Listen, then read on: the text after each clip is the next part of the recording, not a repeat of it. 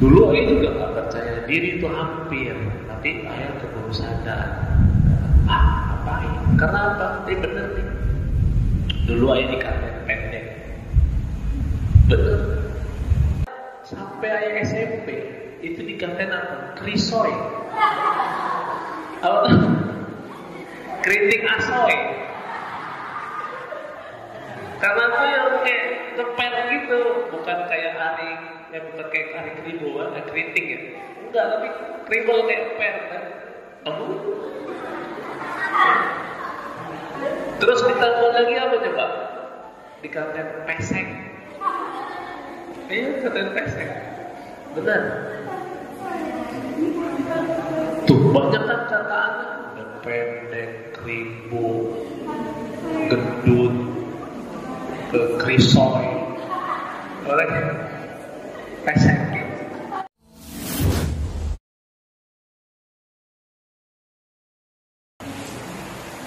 Aneh mau tanya, gimana caranya nahan rindu? Katanya Dilan, rindu itu berat. Bener gak sih ya? Bohong, rindu itu berat. Dilan itu bohong. Yang berat itu adalah Danis.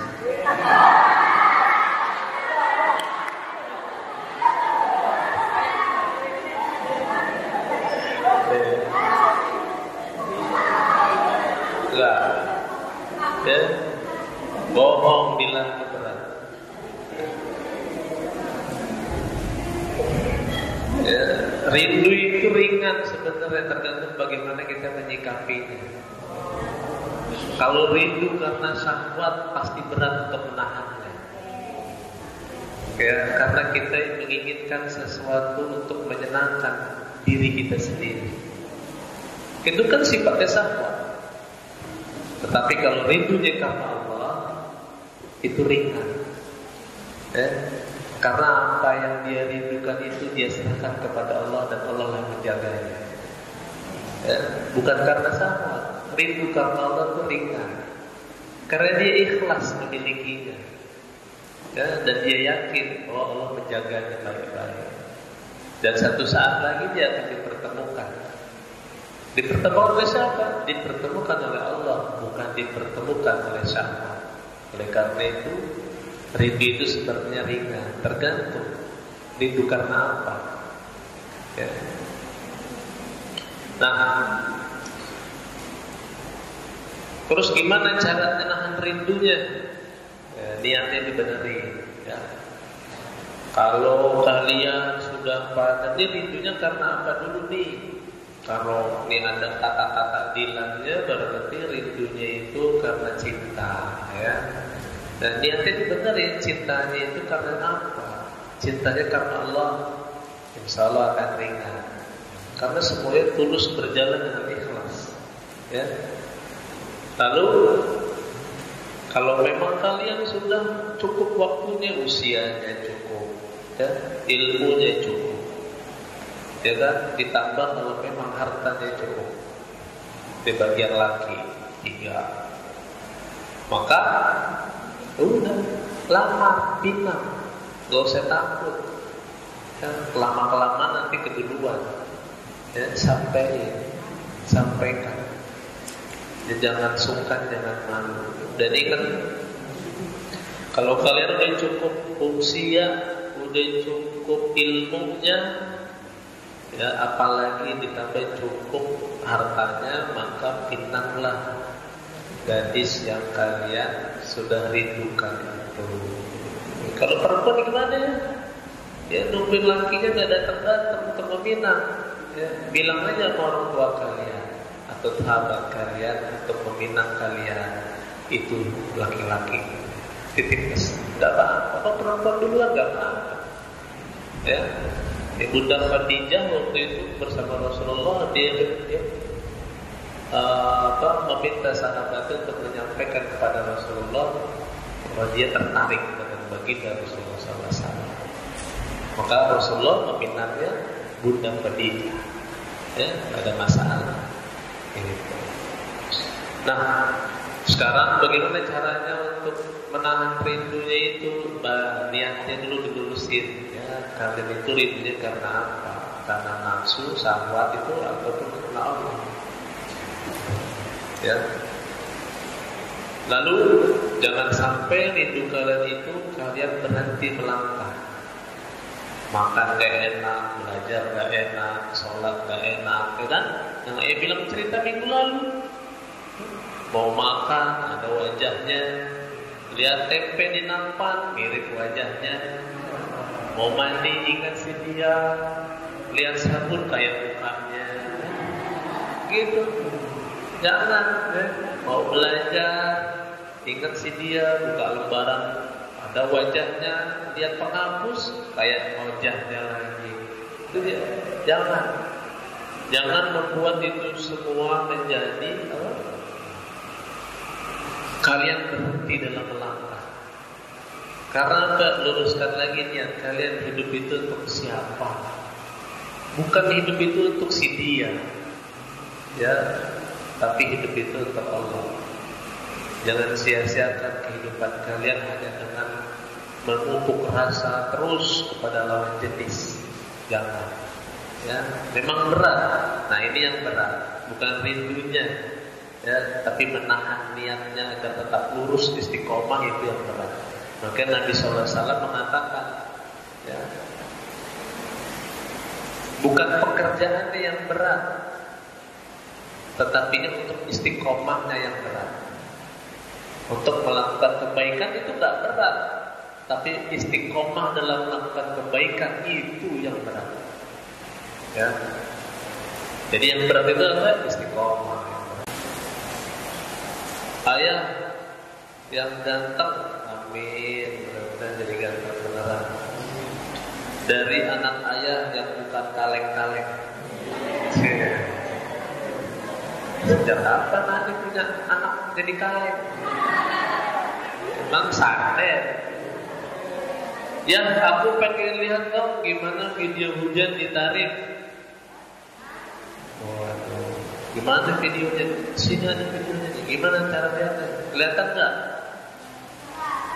Hah? Nggak kelihatan.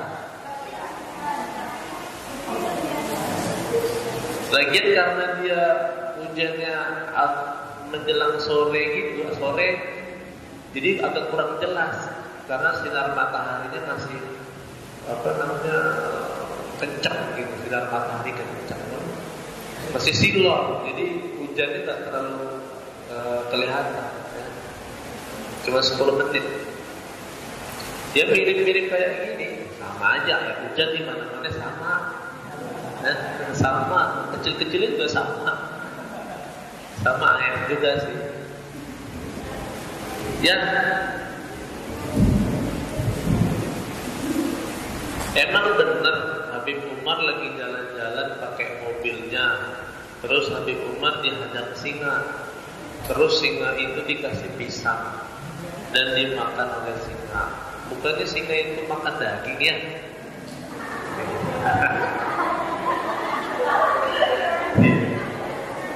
Kagak tahu. Kalau untuk yang ini mungkin kamu bisa tanya sama singanya. Ya, ayat kurang paham. Mungkin singanya senang pisang kan nggak tahu ya. Mungkin bisa ditanya sama singanya. Ya, kalau Habib Umar terusnya iya benar. Ya, waktu itu pernah jalan naik mobil hadang singa, dibuka jendela. Nah, kalau singanya suka pisang, berpaham, kurang nggak kenal sama singanya. Ada yang masih suka latihan fisik ya? Siapa? Ayo. Nanti kalau masih ada yang latihan fisik, suruh diri tengah-tengah, temennya semuanya suruh nilai yang punya badan. Mau nggak? Dari ujung rambut, ujung kaki, temennya ngomong adu-adu. Terserah ngomong apa, bukan tentang diri dia. Mau nggak? Makanya, jangan suka ngurang-ngurangin fisiknya orang. fisik orang dikata-katain. Emang udah pada datang gitu? Sempurna iya, saya bilang semuanya sempurna. Allah tuh menciptakan makhluknya dengan kesempurnaan. Kita aja sering jahil, sering kurang-kurangin kesempurnaan yang Allah berikan. Bahkan dicoba untuk menilai. Udah mencoba buat nilai terus dia ngomongin tetap merendahkan, mempermalukan orang lain. Itu selagi kita saat itu kita lagi menilai fisiknya orang, kita apalagi membuat niat itu mengejek, menghina atau membuat dia kesal. Bukan hanya kita lagi membuat dia itu kesal, atau kita itu sebenarnya lagi menghina Allah yang menciptakan dia. Oh, asal berani aja itu menghina Allah. Ya, saat kita itu menghina seseorang, mengejek seseorang, terutama fisiknya itu, maka kita sedang menghina Allah Subhanahu wa Ta'ala, karena Dialah yang menciptakan orang itu. Ya, harus dipahami. Jangan lagi ada fisik-fisik. Yang kecil-kecil juga nih, ya, benar, ya kecil juga ya, nggak boleh. Nanti di tengah-tengah suruh diri, nanti semuanya nilai tentangnya. Mau? Ya. Ayah, tahu nggak sejarah burung gereja? Kenapa nama burung itu disebut burung gereja? Udah segitu aja, bingung nulis apa sebenarnya, banyak tapi lupa. Ada yang tahu nggak nama burung gereja? Itu ada? Nggak ada, itu mah burung mualaf. Orang udah di masjid, dia mainnya di pondok, itu udah jadi burung mualaf. Ya. Burung gereja sejarahnya yang kurang paham. Ya. Mungkin ya. Zaman itu dulu yang bangunannya gede-gede tinggi itu bangunan gereja, mungkin gitu ya. Kalau yang perhatiin sampai dengan hari ini yang bangunannya besar tinggi itu bangunan gereja ya.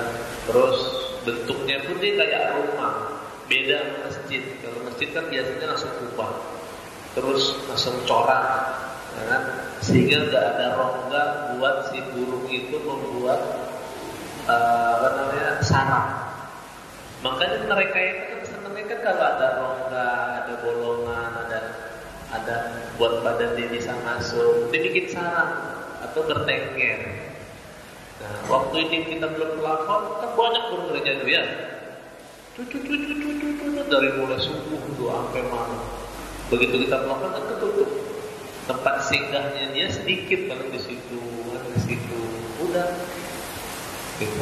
Jadi dia nggak banyak. Nah, karena itu dia bangunannya seperti tadi, hingga banyak burung di situ tuh, burung yang kecil-kecil gini, dan memang populasi yang banyak jumlahnya burung sejenis seperti itu paling banyak dan paling mudah berkembang biak.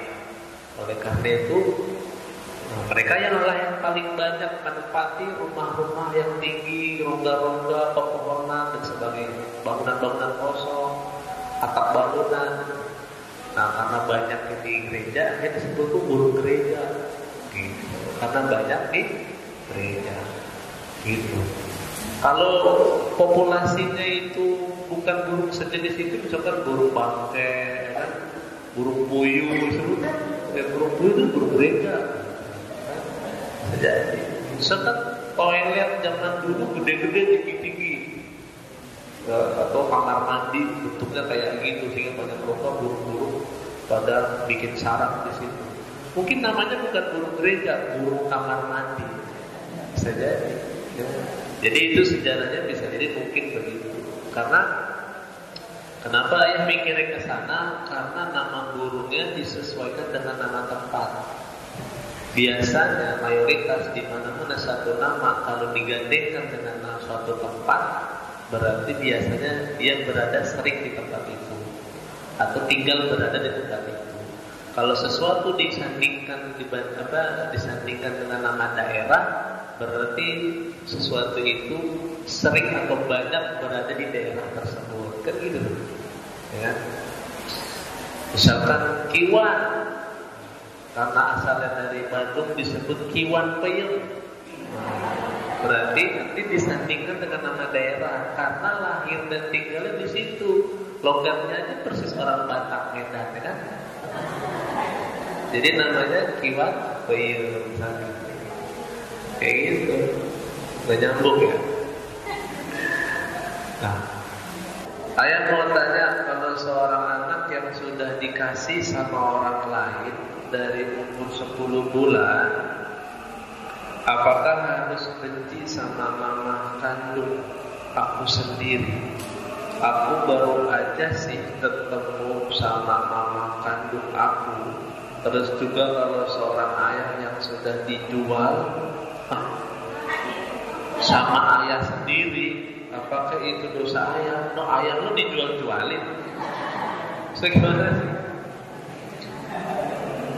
Terus kalau seorang ayah yang sudah dijual sama ayahnya sendiri, apakah itu dosa ayah? Stay mana?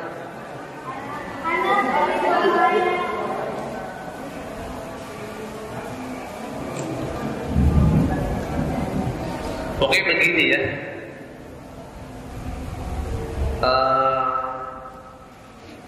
Seburuk apapun orang tua kandung kita, kita punya kewajiban dan wajib hormat kepada mereka.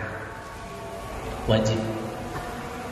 Mau kita nggak boleh benci, kita nggak boleh menghina, kita nggak boleh menghadik, apalagi dengan telunjuk kita sambil mukanya monyong-monyong di depan wajah dia, kita tunjuk dia, kita ejek, kita hina, ya? Kita jelek-jelekin karena lantaran kita disia-siakan waktu kecil sampai gede, dibuang lah, nggak dirawat lah, ditaruh di orang lah, jangan. Gak boleh. Wajib, seburuk apapun orang tua kita, kita wajib menghormati dia, ya, dan menghargai dia. Wajib. Tapi ya kagak ada tapi, nggak ada tapi. Ya, wajib menghormati mereka. Ya. Lalu kalau orang tua kita dinilai itu perbuatannya bukan hanya menyia-nyiakan kita, tapi kehidupannya pun dia selama ini juga dikatakan oleh orang lain dia hina. Dan kehidupannya orang tua kita tuh hina dianggap sama orang lain karena pekerjaannya kah, ya kan? Mungkin kebiasaannya, perbuatannya sehari-hari, ya, perilakunya di masyarakat dinilai sama orang hina. Gimana ya? Wajib tetap menghormati. Wajib.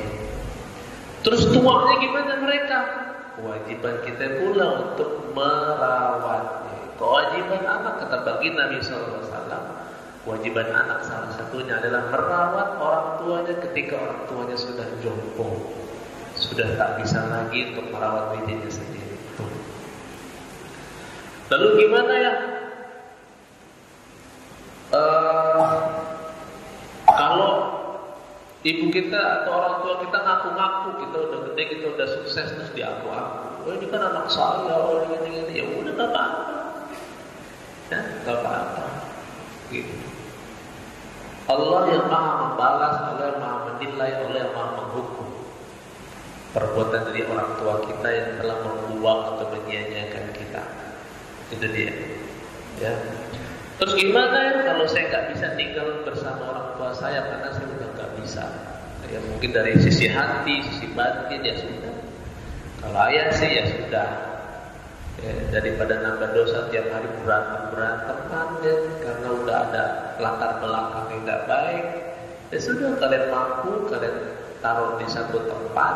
Orang tua kalian yang baik tempatnya, ya, kalian rawat tapi tidak tinggal serumah, nggak masalah. Ya. Kejadian ini banyak, ya, dan beberapa sudah ya pernah mengalami, ya, baik orang lain maupun saudara pernah. Bahkan yang nggak ada hubungannya sama sekali sama ayah sendiri, ayah rawat sampai sepuh ya. Itu orang lain ya, gimana orang tua sendiri ya. Jadi ada banyak cara untuk menyayangi orang tua kita. Yang pasti, yang pasti, insya Allah ayah tidak pernah menyanyiakan kalian, nggak pernah membuang kalian.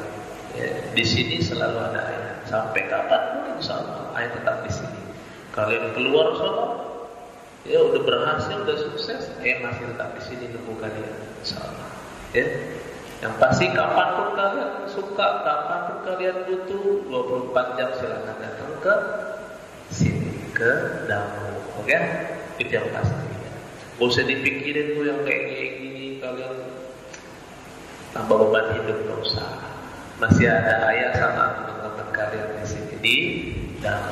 Terus minggu berikutnya lagi nih, viral lagi, ditemuin di dalam satu rumah sewaan ada 8 bayi yang diaborsi, dan bayinya itu bukan dia praktek aborsi tapi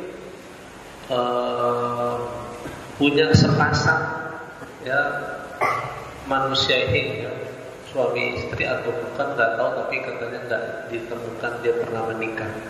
Bayinya sendiri 8 diaborsi sendiri, gitu. Itu viral tuh, baru kejadiannya baru ya. Terus apa lagi ada anak dijual sama orang tuanya sendiri di klub malam, ada di diskotik gitu, begitu udah remaja dijual. Ada yang dari kecil udah dikasih sama orang, jual lagi 10 juta, murah amat anaknya. Itu udah macam-macam. Jadi itu memang ada ya, dan sekarang lagi naik lagi trending. Nah, ini nauzubillah min dzalik. Oleh karena itu kita semua di sini bersyukur ya, menemukan satu keluarga yang utuh ya. Udah kalian gak usah pikir-pikir itu yang aneh-aneh atau latar belakang kalian lah atau apa, nggak usah. Ya, ayah mengharapkan kayak gitu. Itu akan mengakibatkan kalian membenci, kalian melemah, ya, kalian hilang fokus, akhirnya hilang niat. Gak usah. Berharap kalian semua di sini ya udah menemukan sosok seorang ayah, sosok seorang bunda, sosok seorang saudara semua yang ada di sini. Jadi di rumah kalian. Makanya kenapa ayah nggak mau mengganti nama kita punya pondok ini menjadi pesantren? Ada anak lama di sini tuh, ada Kak Falan, ada Kak Ahdan, ada Kak Sultan, ada Algi, yang lama-lama yang dulu di FM. Ya, ada Kak Fasya, ada Kak Betty, itu ayah kan dari dulu kita nggak pernah nama pesantren kan? Oh ya ada Kak Zahra. Ya. Dulu dia hampir sekarang itu banyak yang menyarankan Ustaz ganti namanya pesantren. Ini rumah bukan pesantren. Gimana orang tua ini kan pesantren pada belajar ngaji agama. Iya benar. Emang salah di rumah belajar itu? Justru di rumah kalian belajar agama. Gitu. Kalau di pesantren belajar agama, hak-hak kewajiban dari keluarga hilang, diambil semua pahalanya sama pesantren. Itu anak belajar ngaji, belajar Fatihah, belajar agama di pesantren, pahala buat guru semuanya enggak. Ini pahala semuanya buat kita sama-sama bareng-bareng. Kita satu keluarga, jangan hilangin kewajiban itu, jangan hilangin pahala dari rumah kita.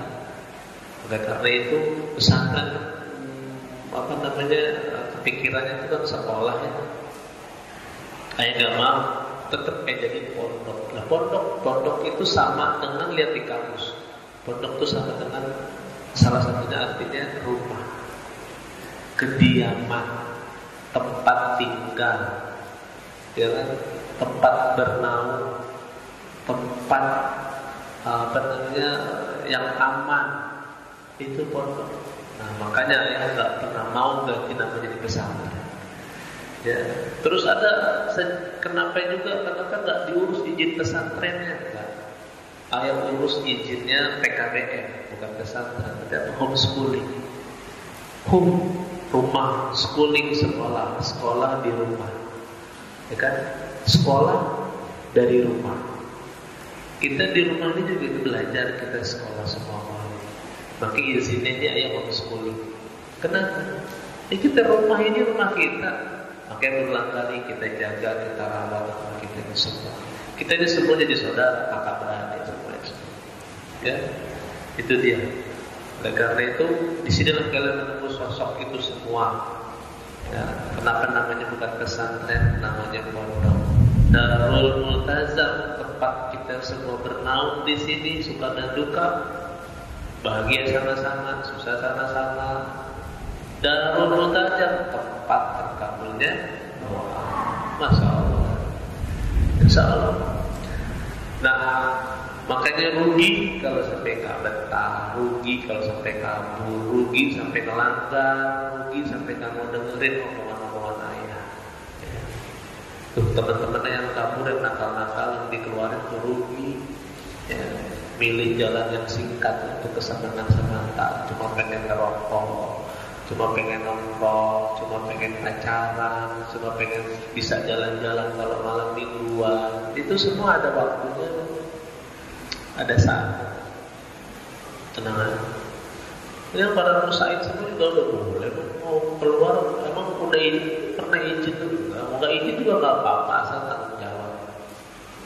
Pada pegang HP asal tanggung jawab, jaga amanah ayah, HP dipakai yang benar, jangan yang aneh-aneh. Ya. Ingat, setinggi tingginya iman adalah ketika tidak ada yang melihatnya, dia tetap mematuhi dan mentaati. Ada nggak ada ayah, kalian tetap iman tuh jalan. Oh nggak ada ayah, nggak mau melanggar, nggak ada yang lihat ini, nggak ada ayah, aku nggak mau tetap taat. Itu namanya sayang. Ya, kalau sayang sama ayah kayak gini, sayang sama pondok kayak gini. Ya.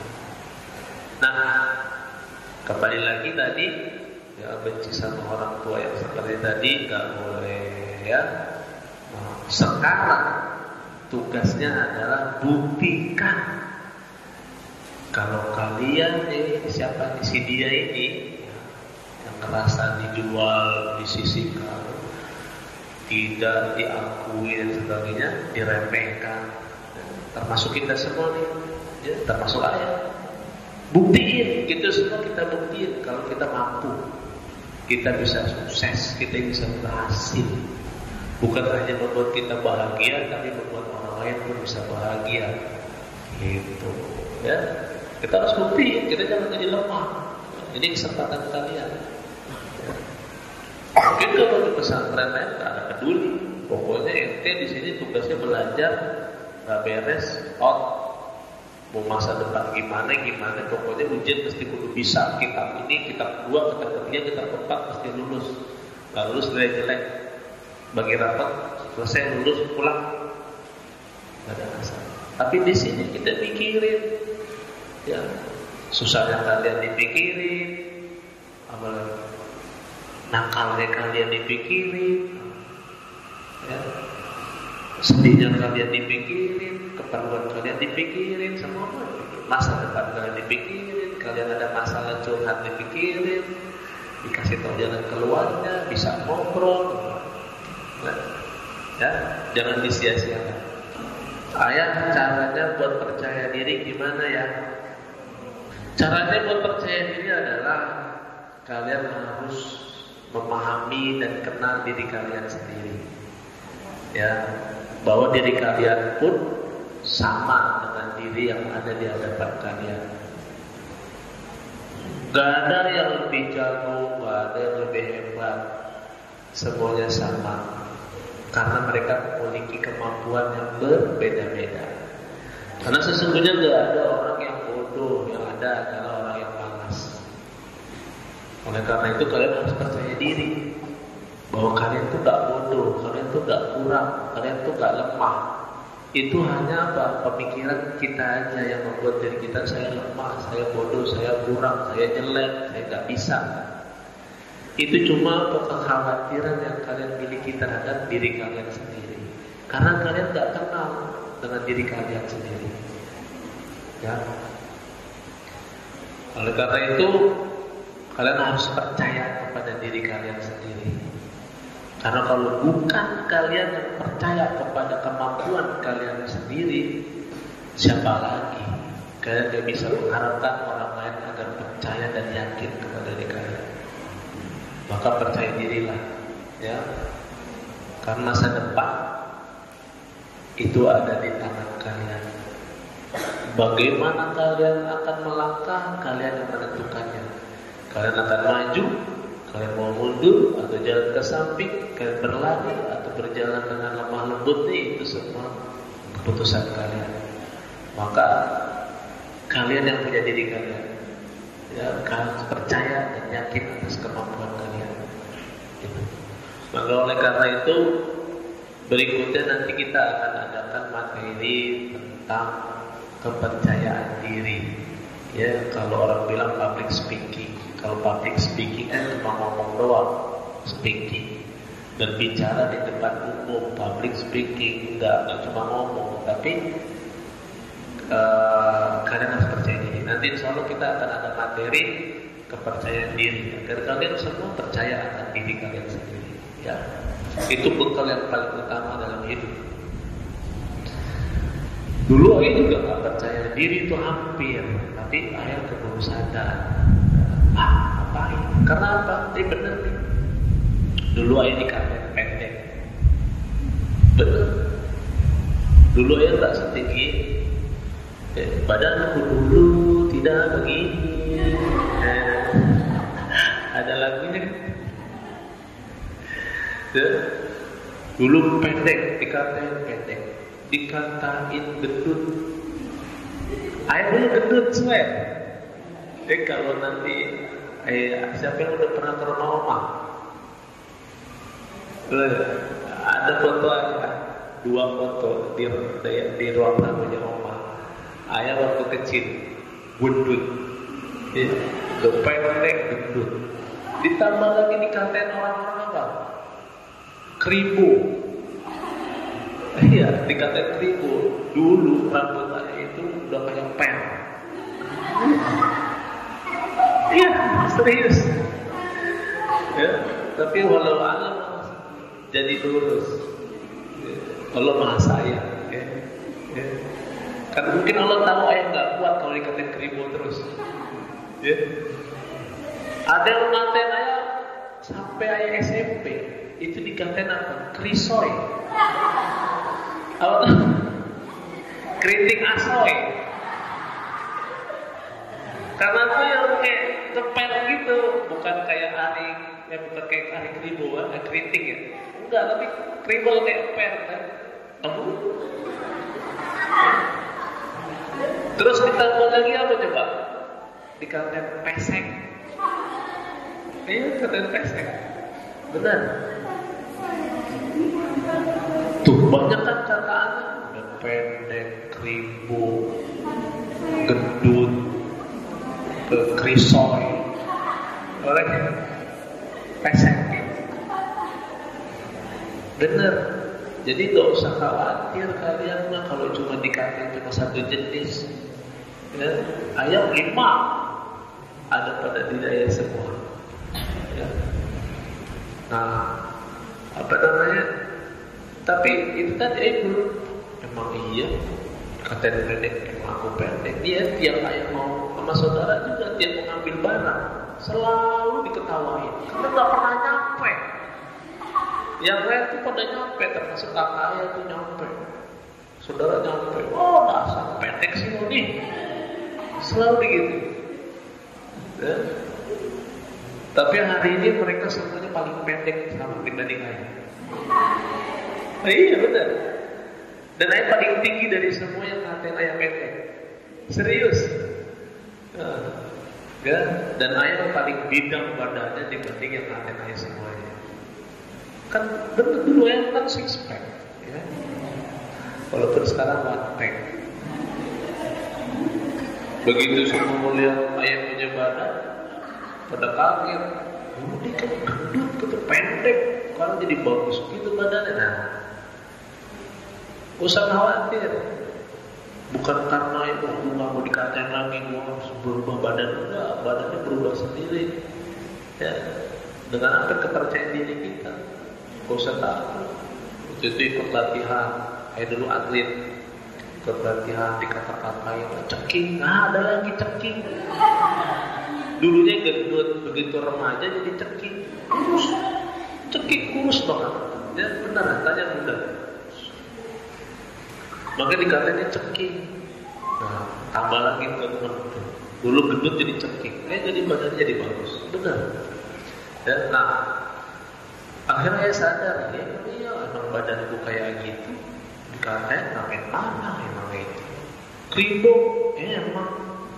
Pesek, ya emang. Kalau kita pesek dibilang mancung, marah kita. Pesek mancung. Gak lihat aku pesek nih. Iya pesek. Nah betul. Gitu kan. Krisoy, kritik asoy, asik. Gitu. Daripada kritik gak enak, bener. Kritik asoy. Gak apa-apa. Gak usah. Dan saya gak pernah marah ketika dihina, diejek, dikatain. Pernah dinamakan nama bapak, pernah cerita dikatain nama bapak. Gak masalah. Gak pernah marah. Ya. Nah, hari ini mereka semua memuliakan kita.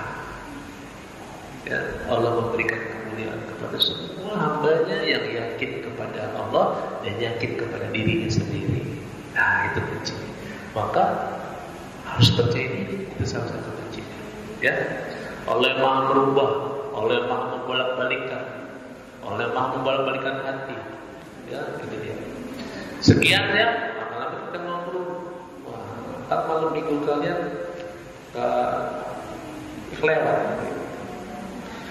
Sekian dari saya. Kalau ada yang kurang berkenan mau dimaafkan, ya. Dan kalau memang ada yang mau nanya-nanya lagi di luar ini, silahkan kirim surat. Dia bisa dititipin ke mana? Ke Tiko boleh, langsung ke Ayah boleh, lagi habis sholat boleh, habis belajar boleh. Ya. Pokoknya jangan ada jurang di antara kita. Ya. Jangan ada dusta di antara kita. Ya. Itu wabillahi taufiq wal hidayah. Assalamualaikum.